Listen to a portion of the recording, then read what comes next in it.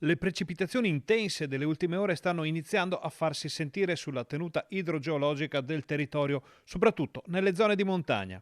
Questa notte si è verificato infatti uno smottamento a Pieve del Grappa sulla strada che si inerpica sul massiccio. Poco dopo la mezzanotte una frana è caduta sulla strada nel tratto denominato Via Sant'Andrea, in località San Liberale. Secondo le prime informazioni pare che i massi si siano staccati da un costone a causa delle abbondanti piogge, finendo sulla carreggiata.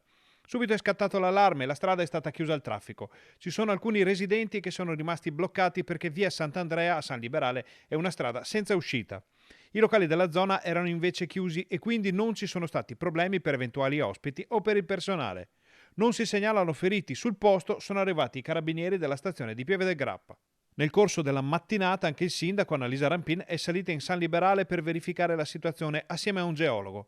Il massiccio del Grappa è sotto i riflettori in queste ore perché in passato, in occasione di piogge intense e periodi di maltempo, si sono spesso verificati smottamenti e frane che hanno isolato intere zone per giorni.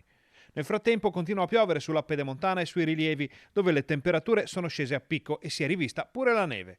Sul Monte Verena, nell'altopiano di 7 comuni, si è già creata una coltre bianca di alcuni centimetri che di questa stagione è piuttosto rara.